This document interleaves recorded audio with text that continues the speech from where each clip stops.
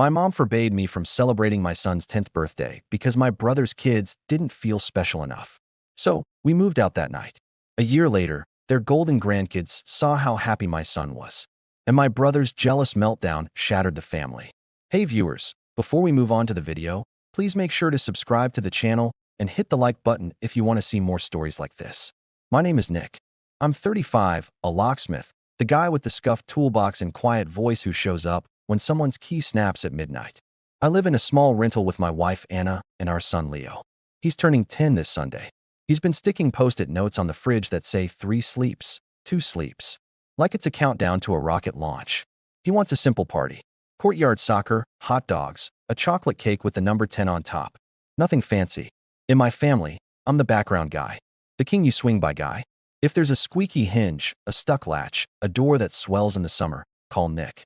If there's a glow up, a promotion, a stage photo, and matching outfits in a field at sunset, call my older brother, Andrew. He's the golden one.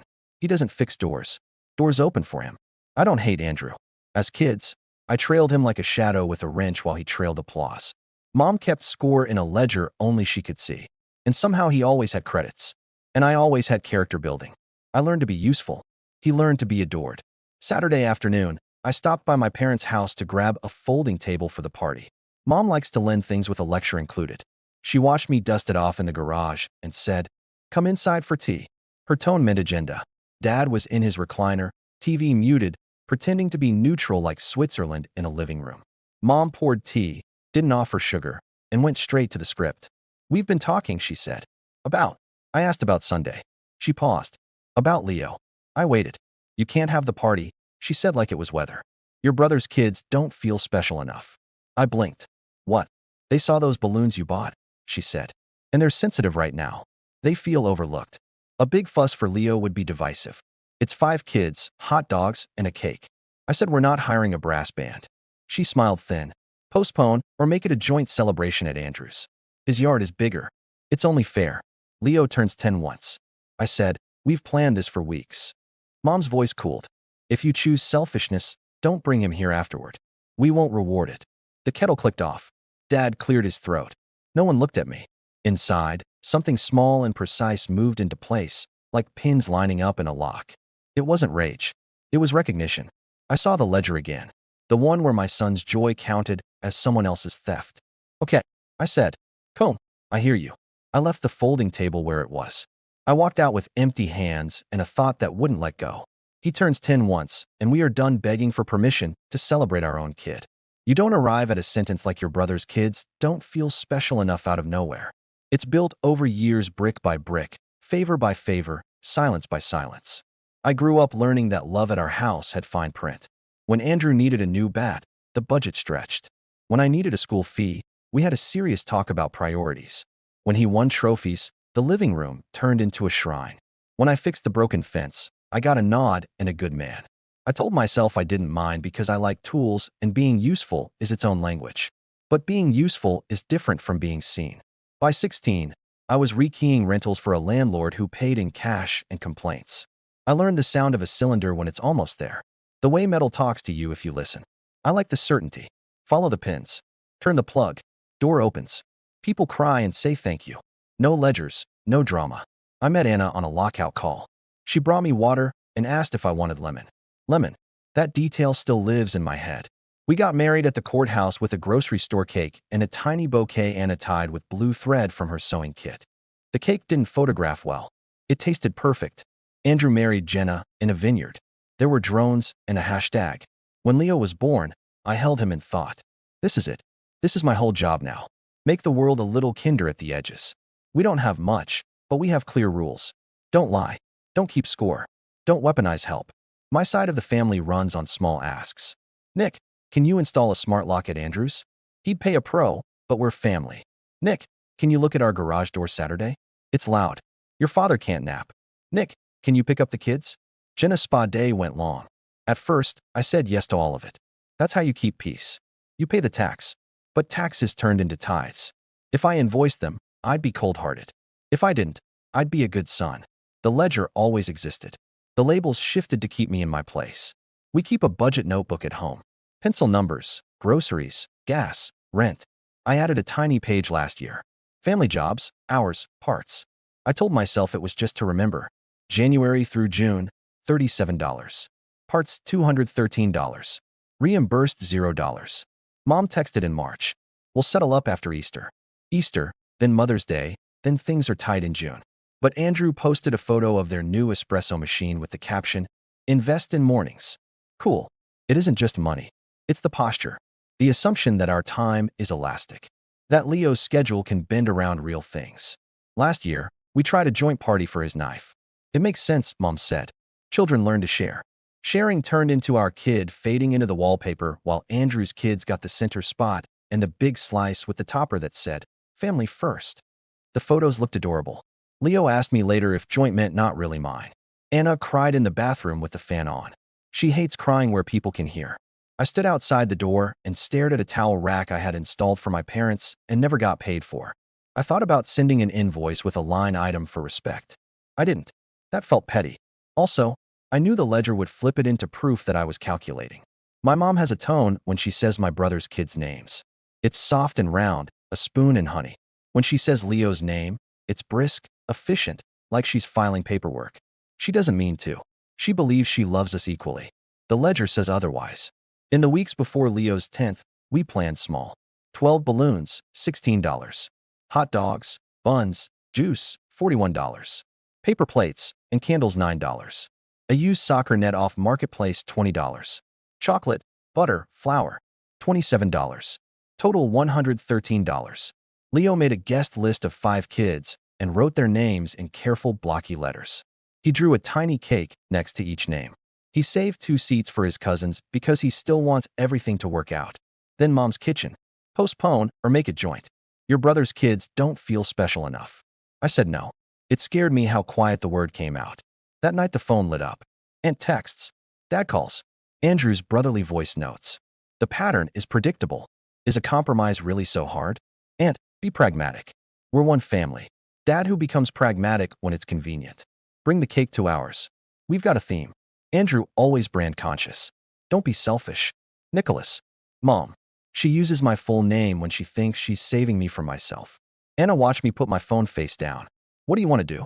She asked. I stared at the streamers on our kitchen table. I thought of Leo's drawings taped to the fridge. I want to give our son his day, I said. And I want to stop negotiating for basic joy. Then let's do that. She said. Mom's last text came at 10:41 p.m. If you go through with this, don't bring him here afterward. We cannot support your choices. You read that and realized support in this family has always meant control. I slept light. In my dream, I was turning a stubborn cylinder. It finally clicked. Sunday morning, Leo came barreling into the kitchen in mismatched socks. Is it today? Is it double digits? He asked. It's today? It's double digits. I said. We iced the cake together. I don't know how to do those smooth bakery swirls. Mine look like small waves. Leo said they were cool like mountains. Anna piped the 1 and the 0 a little crooked. It felt right. At 9:12 a.m., my mom called. I let it ring. At 9:14, Andrew. At 9:19, Dad. The call log looked like a fire alarm. We opened the courtyard gate. I taped a paper sign with an arrow that said Leo's 10, like it was a treasure map. Kids arrived. Backpacks. Chatter. Shy hellos turned into chaos, which is another word for joy when you're 10. We played penalty kicks into the used net. Leo scored, skipped on his knees, yelled, yes, like he was announcing something bigger than soccer. At 10:03, the gate rattled. Mom walked in with Andrew and Jenna behind her like a small parade that didn't check the schedule. They were uninvited and dressed like they were here to host. My stomach sank. Anna stood a little straighter. Leo came to my side and grabbed my hand. His palm was sticky with frosting he tested. Mom glanced around. Balloons, paper plates, the $20 net like it was contraband. She made the face she makes when a server puts cilantro on her food. Nicholas, she said, voice carrying. We told you the conditions. This is Leo's party, I said. Calm. I heard my own tone and felt steady. Andrew smiled like a politician. Bro, we're not here to fight. We're here to rescue this. Bring the cake to our place. The cousins are waiting. We've got entertainment, a better grill, an arch. It'll look good. Jenna tried to step in. Let's be adults. She said to me, then soft to Mom. It's not a competition. Mom ignored her. You are making the other children feel less than, she announced. That's not who we are. I looked at Leo's friends, wide-eyed. holding paper cups. I looked at my son. I looked at the woman who gave birth to me and somehow forgot that celebration is not theft. You can stay and be kind, I said, or you can leave. Mom's eyes widened like I slapped her. Excuse me. You heard me, I said. No speeches, no conditions, no rescue. You're guests or you're gone. Andrew laughed. Big words, little budget. Something in me wanted to list every free hour I'd poured into his house. The security cameras. The rekeying after he lost a key. The Saturday mornings I gave up so his weekend could breathe. Instead, I did the simplest thing that felt like truth. Stop, I said. He blinked. What? Stop making my son's birthday about your kids. I said. Stop turning our life into your project. Stop walking into spaces you weren't invited to and acting like hosts. Mom switched to guilt mode. After everything we've done for you, you turned done for me into a bill, I said. Every time I'm not paying it anymore. Andrew stepped closer, lowering his voice to make it scarier. Think very carefully about your next move. I have, I said. It's cake. I turned to the kids. Who wants to sing? The courtyard filled with the wobbly, loud chorus of 9 and 10-year-olds. Leo's face went shiny with happiness. He closed his eyes to make a wish. He opened them and blew 10 small flames out at once. He cheered. They cheered. It felt like oxygen. Mom stood frozen, then snapped. If you leave like this, do not come back. We won't be treated like this. We won't be treated like that either, I said. No heat, just a fact. Andrew tried one more flick of power. Text me when you come to your senses. I didn't promise anything. They left. We cut cake. The boys argued about the corner piece. Someone spilled juice. Someone yelled, "Goal again." Life resumed. When the last guest left with a sticky goodie bag, and our courtyard looked like a confetti storm, Anna leaned against me and whispered, "I'm proud of you." I exhaled for the first time all day. I meant it. I said, "This isn't about revenge. This is about closure." We cleaned up, then looked around our place like it was a map. We finally understood. Pack a bag, I said. We need a night away from the noise. We stuffed clothes into a duffel, scooped legal papers into a file folder, and Leo chose 2 Lego mini figs so they won't be lonely. We left the faucet drip we'd been ignoring and the coin jar on the counter. We locked the door from the outside. The lock clicked, and it felt like a sentence ending in the right place. We checked into a budget motel off Route 8. The AC hummed like a steady friend. Leo fell asleep between us, smelling like sugar. Anna looked at me in the dim light and asked, "Are we really doing this?" "Yeah," I said. "We are." We didn't go far. We went far enough to hear our own voices. 2 motel nights turned into a short-term sublet over a barber shop. The landlord handed me the keys and said, "Deadbolt sticks. You look like you know what you're doing." I fixed it in 5 minutes and felt like maybe we'd be okay. We brought what we could carry. 2 duffels, a folding table, Leo's bean bag, the coin jar. We bought a mattress secondhand and a $40 couch that leaned left. The place smelled like hair tonic downstairs and fresh air upstairs. Every morning, we woke to the shop radio and the sound of clippers. I liked it. It sounded like people working. The family reaction came in waves. Week 1 calls. 27 missed from mom, 14 from dad, 9 from unknown numbers, aunts. Voicemails that sounded like press releases. We're devastated. Mom, be reasonable. Dad, therapy for the kids is expensive because of you, Andrew. Classic. Let's talk like adults. Mom again. After the anger cooled into manipulation, I saved every voicemail into a folder labeled weather. When I felt weak, I listened and reminded myself what storm looks like. Week 2, the money squeeze. Mom texted, "We fronted a lot for you over the years. If you're going to choose this path, we need to settle up." She attached a list of loans that included a grocery run from 2018 and a pack of diapers from 2015. I screenshotted and added it to weather. I didn't respond. You can't audit love retroactively to make disobedience expensive. Week 3, the smear. Jenna posted a quotation about ingratitude over a beige aesthetic and 3 people liked it with heart emojis. An aunt texted, "Family forgives." Another aunt texted, "But you went too far." Both screenshots went to weather. I stopped checking Facebook. Our life shrank and got better. Mornings, walk Leo to school down Maple, passing Mr. Ortiz sweeping his deli sidewalk. He started keeping lemon lollipops for Leo. "Your boy's polite," he said. Evening soccer in the park with a ball losing hexagons. Homework at the folding table. Pasta too many nights in a row. Laughter. Anyway, I took extra lock jobs and raised my rates by $10 because my work is worth it. I wrote it on the invoice without apologizing. Some clients blinked, most paid. I also sent a new text to family when they tried the old quick favor script. Happy to help at my standard rate, $95 per hour plus parts. Weekend rate, $115.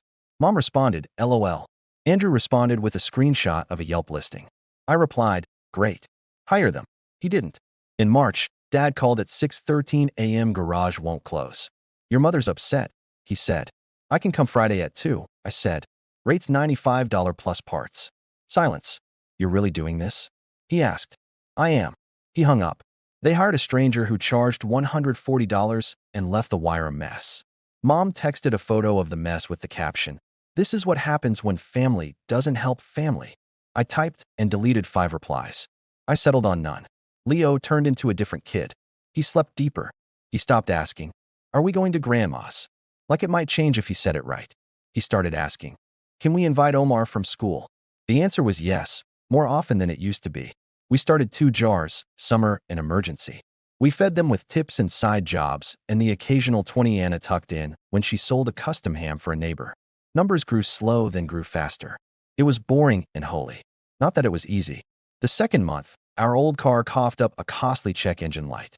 We sat at the shop, got the quote, did the math. We said no to a Friday pizza and yes to a repair. Leo asked if we were poor. I said, "We're careful." He decided that sounded cooler. He told his friend, "We're careful. It means we pick our fun on purpose." In late spring, we ran into Andrew at the hardware store. He looked at my basket, hinges, strike plates, graphite, and smirked. "Still playing handyman?" he asked. "Still playing eldest son?" I asked back. He leaned in. "You think you're better because you're stubborn. I think I'm healthier because I stopped paying an imaginary bill." I said he looked confused and a little mad.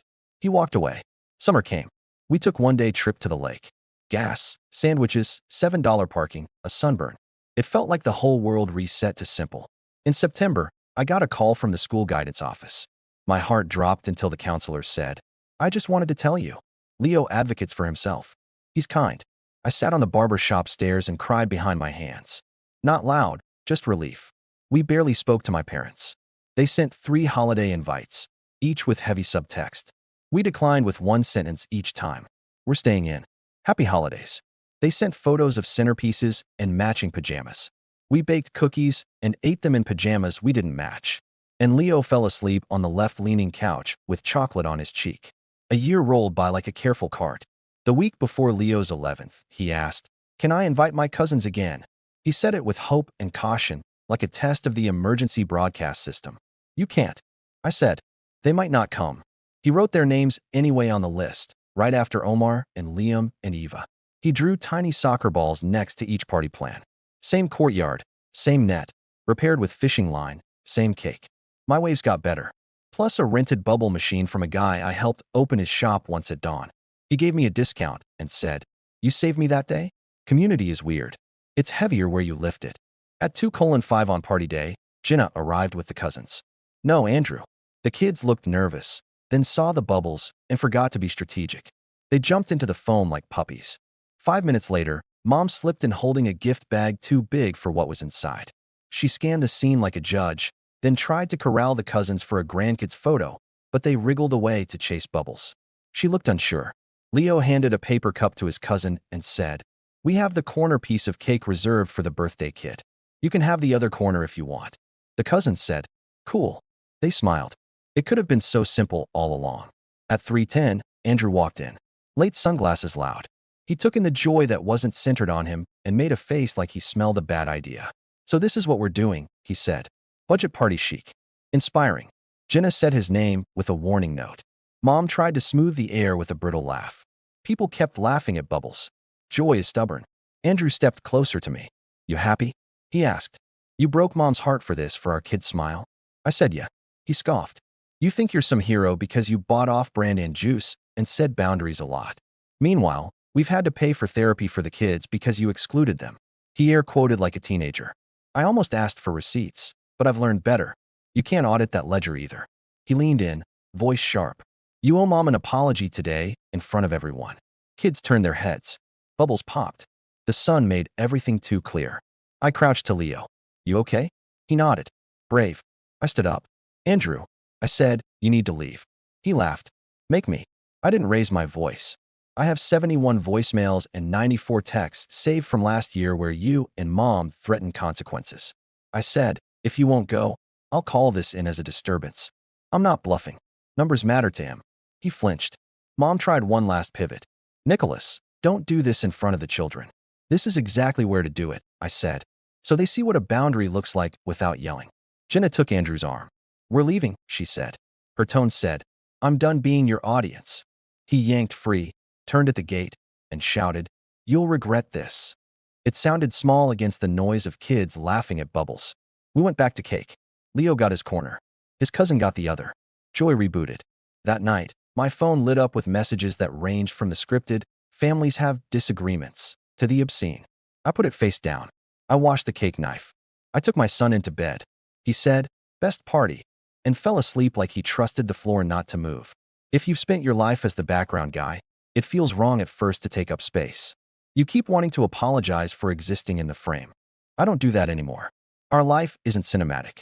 It's checkout lane math and borrowed ladders and soup on Tuesdays. It's Anna hemming pants at the kitchen table. It's me coming home smelling like metal and graphite and Leo yelling, unlock, when I open the door, and me yelling, relock. Back because we're dorks. It's jars on the fridge labeled cleats, camping, car fund, filled by ones and fives that add up to something true.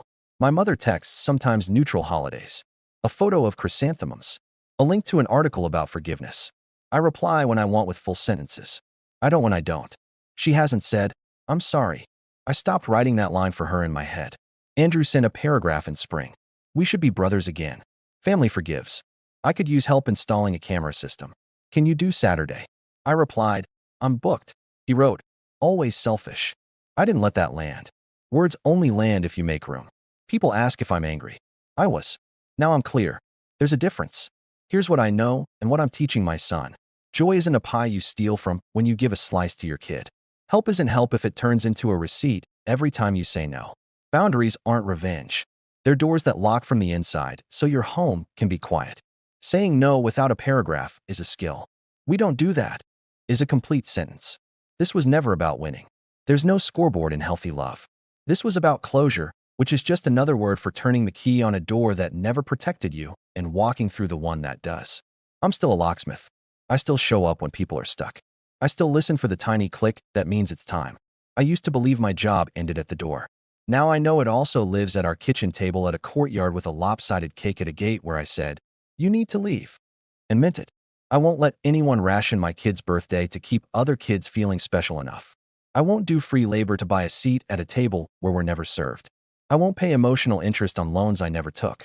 I will keep my house simple and my rules simpler. Be kind. Be honest. Be safe. This isn't about revenge. I told my brother. This is about closure. It still is. We lined up the pins. We turned. The door opened. We stepped through and stayed. What do you think about this story? Let me know in the comments. Drop a like, and don't forget to subscribe for more real-life stories.